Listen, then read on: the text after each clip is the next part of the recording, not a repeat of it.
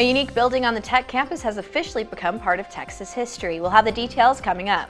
Understanding food safety can literally be the difference between life and death. Find out how one national tour is helping people stay healthy next. And they are the unsung heroes of campus, helping make the university a more beautiful place while you sleep. We'll have an inside look at Tech's janitorial staff. This is the MCTV Weekday Update. Welcome to the Wednesday edition of the MCTV Weekday Update. I'm Laura Duclos. And I'm Abby Aldrich. Thousands of students pass by an unusual building every day, possibly not even knowing its significance. But through the efforts of a few local groups, Tech's Dairy Barn is now part of Texas history. That's right, Abby. The structure, located between the library and English buildings, received special recognition during a ceremony last week. Last Thursday, the Lubbock County Historical Commission and the Student Government Association came together to dedicate a state historical marker recognizing the impact of the Dairy Barn. The 89-year-old building is one of the original structures built on the Tech campus, and it stands as a reminder of some of the university's earliest educational opportunities. With the dedication and placement of the marker, the building is now listed among other great Texas historical sites, such as the Alamo and San Jacinto.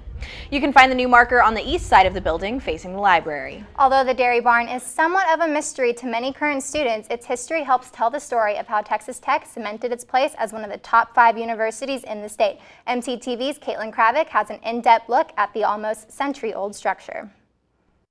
Nestled between the Texas Tech Library and the English and Philosophy building, you'll find one of the 4 original buildings on Texas Tech's campus, the Dairy Barn. The barn was originally used for the dairy program, which allowed students to bring up to 3 cows to Texas Tech with them. The students could keep the cows in the dairy barn and use the profits from selling milk products to pay for their tuition. The work the students did in the barn paid for the cows' keep.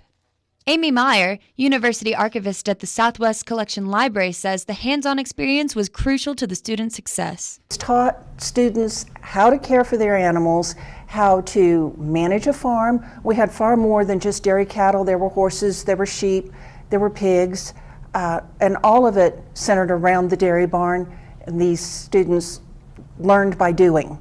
Jerome Beach, an alumnus of Texas Tech, worked in the barn with 8 other male students for 2 years before he graduated in 1957. Worked 3 different shifts of milking and feeding the cow. Everybody had a shift, and then we cooked our own meals. Everybody had a job to do, either cooking or washing dishes or cleaning up, and it worked real well. Beach says it was a pretty good job to have on campus. We worked 3 hours each day, made $1.80, and we contribute $1 a day for our food. Of course, we had our milk, and then we got eggs up from the poultry division at the school. We ended up doing real well with just contributing $1 a day. Meyer says alumni who worked in the barn tend to have a strong emotional connection to it.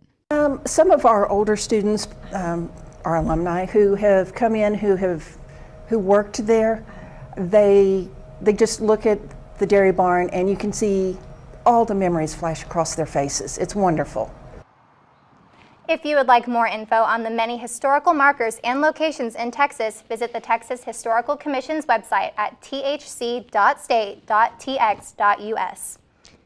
Each year, an estimated 48 million people become sick as a result of food poisoning and other foodborne illnesses in the United States. Of that 48 million, 3,000 plus will die, but one national group is hoping to bring down that number with a little bit of knowledge. Yesterday, the United States Department of Agriculture's Food Safety Discovery Zone made a stop on the Tech campus. The traveling exhibit features a 40-foot interactive kitchen that helps educate the public about food safety. The main focus of the Food Safety Discovery Zone is to teach the 4 stages of food handling: clean, separate, cook, and chill. So inside the exhibit, we speak about the 4 steps of food safety. So clean, wash your hands often, and always wash your hands for 20 seconds with soap and warm water. Separate, so separate your raw meats from your fruits and vegetables to prevent cross-contamination of harmful bacteria. And then cook, always cook to the proper internal temperature. And always use a food thermometer to check to make sure you've cooked to that proper internal temperature. And then chill within 2 hours after cooking. During the tour's stop here in Lubbock, groups of elementary kids from around the city stopped by to learn about food safety and preventing foodborne illnesses. The tour packed up and headed to its next stop yesterday afternoon, but you can always find out how to prepare food safely by visiting the USDA's food safety website, foodsafety.gov. After a cool start to the week, the Lubbock weather has rebounded with a couple of days of sunshine and warm temperatures. Between Sunday and yesterday afternoon, high temperatures increased by almost 20 degrees. That's right, Laura. And by the end of this week, we could possibly even see temperatures creep into the 90s. Let's take a look at the MCTV forecast. Looking outside, the sun is shining brightly with no clouds in the sky. High temperatures should come in around 80 degrees, and overnight lows will stay above 50. Tomorrow, we'll see very similar conditions and clear skies in a high in the upper 80s. The winds will pick up a little, but conditions will still be nice. On Friday, winds will continue to increase, leading to gusty conditions by the afternoon. Wind speeds will stay around 30 miles per hour, with gusts as high as 40 miles per hour. Friday's high will again be in the upper 80s, possibly finishing out right at or below 90 degrees. Saturday will see a slight change in weather conditions, and as a storm front will move through the area. Thunderstorms are possible Saturday afternoon, but either way, winds will remain gusty. Saturday's temperatures will again stick around in the high 80s.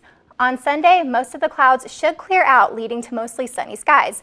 Temperatures will be in the mid-80s, but wind will be an issue. Sustained wind speeds are currently predicted around 35 miles per hour, with gusts as high as 50 miles per hour. Overnight, the winds will taper slightly, but you can still expect gusts around 40 miles per hour. Monday will bring more of the same, with partly cloudy skies and temperatures in the mid-80s and more wind. Luckily, we'll start to see a decrease of winds on Monday night, leading to a much nicer day on Tuesday. Tuesday morning, we'll see the return of clear skies and light winds. Temperatures will again climb into the upper 80s with another chance of 90-degree weather by late afternoon.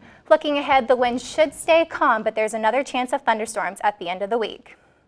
The second round of the NBA playoffs kicked off on Sunday, setting up some interesting showdowns between the nation's top teams. But where does your favorite team stand heading into games 2 and 3? The easiest way to find out about the NBA and the world of sports is to catch MCTV Sports 101.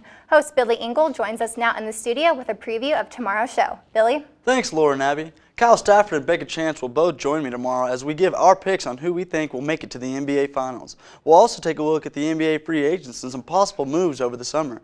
In baseball, the Windy City is currently home to some of the best teams in the league, and we're not talking about Lubbock. Find out how far we think the Cubs and the White Sox will go this season. And the NCAA had a change of heart with this week with a quick reversal regarding football satellite camps. But was that the right choice for everyone?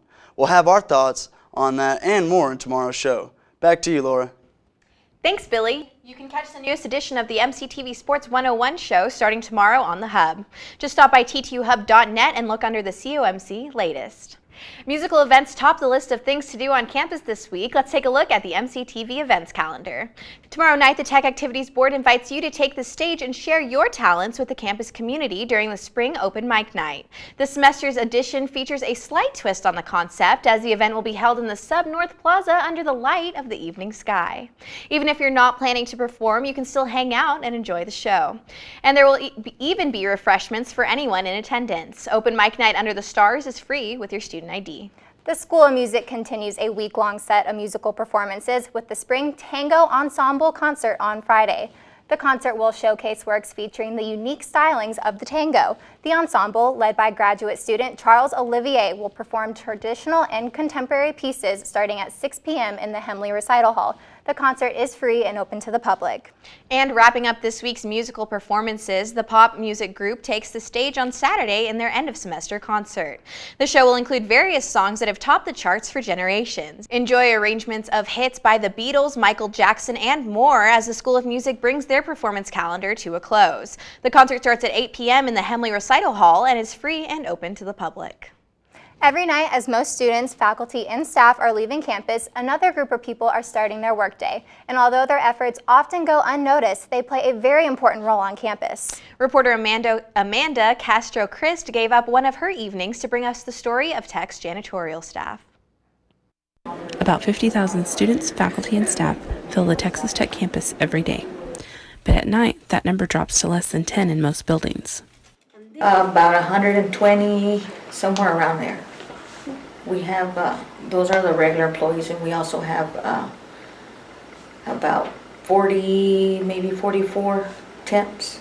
Every building has been workloaded, and it just depends on the square footage.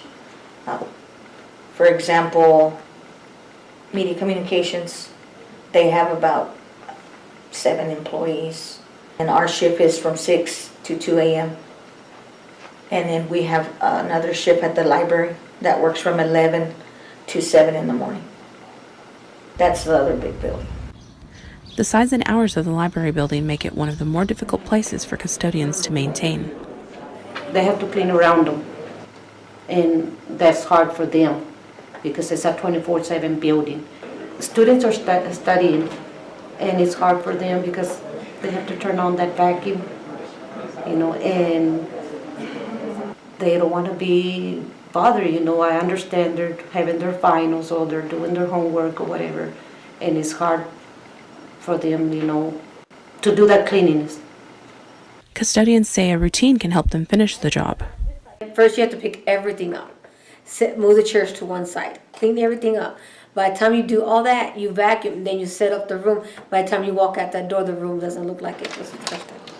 Another issue the department faces is high turnover. A lot of them work one day and then they don't return, or they'll work half a night and then we can't find them. They've gone home and we don't even realize that they just abandoned their job. Because we are a team, we all depend on everyone. So when a person is missing, obviously there is more work for someone else, or the group in general. Still, they say there are many things that make their job more enjoyable. You learn people, kids, at the long run, they'll eventually remember you someday. I knew half the football people. I worked there 12 years. I love those guys. They were my family. And you just don't forget people like that. We don't forget you students. Don't get me wrong. Students are like family. We see you guys every day. We have students who got their start at Texas Tech, and now we see them becoming professionals and working here in the offices. Later on in the future, it's really kind of fun to see them remember you, even though you're a custodian. That is the pride. That is awesome. So Laura, are you familiar with any of the janitors here on campus? I don't know any of them personally, but I do see them working up here while I'm studying here late at night. How about you? I don't, but they do deserve that recognition. I agree. Well, that's all for today's edition of the MCTV Weekday Update. Thank you so much for joining us, and be sure to check ttuhub.net every day for more news, and we'll see you next week.